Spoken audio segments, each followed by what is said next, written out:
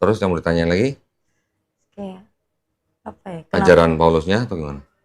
Iya sih, kayak kenapa tulisan Paulus dimasukkan dalam perjanjian baru gitu. Nah, Gitu sih, lebih ke situ soalnya ya. kan awalnya kan Paulus kan juga pembangkang kan gitu Bukan ceritanya. pembangkang. Awalnya sebelum dia mengaku bertobat, dia Iya, adalah orang yang ngebunuh warga gitu. negara Romawi ini. Oh, Warga negara Romawi walaupun ayahnya seorang Yahudi yang mm-mm. katanya dari suku Benyamin, dia adalah kepala dari tentara Romawi yang kerjanya nguber-nguber pengikut Yesus. Ngejar-ngejar Iya, pengikut Yesus, dipenjara, disiksa, dibunuh. benar.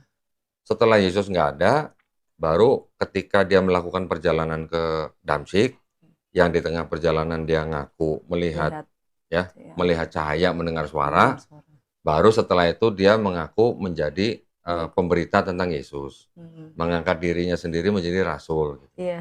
Tapi rasul itu perlu diketahui, kalau di tradisi Kristen, rasul itu adalah sebenarnya hanya disebut sebagai pengikut Yesus.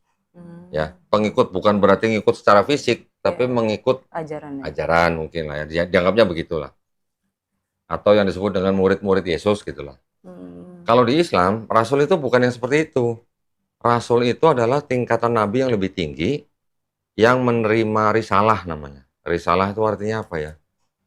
Boleh dikatakan kalau dalam bahasa Inggrisnya the book, tapi bukan berarti buku yang seperti ini, tapi artinya kitab atau hukum atau syariat mm-mm. atau ketetapan gitu Kayak hidayah dari gitu. Tuhan Heeh. kepada Rasul itu untuk disampaikan kepada umatnya.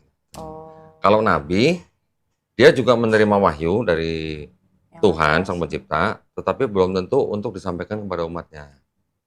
Tapi kalau Hmm, Rasul, jelas dia itu terima, harus. dia harus sampaikan. Kalau nabi itu nggak harus berarti Nggak harus menyampaikan menyampaikan kepada kaumnya umumnya. gitu. Bisa aja dia hanya menerima untuk diri dia sendiri. Gitu. Oh, bertahu. Nah, karena ada istilah-istilah yang sama antara Bible Hmm, dengan Quran, hmm, makanya kadang-kadang pemahaman orang yang dari antara kedua belah pihak ini kadang masih agak rancu.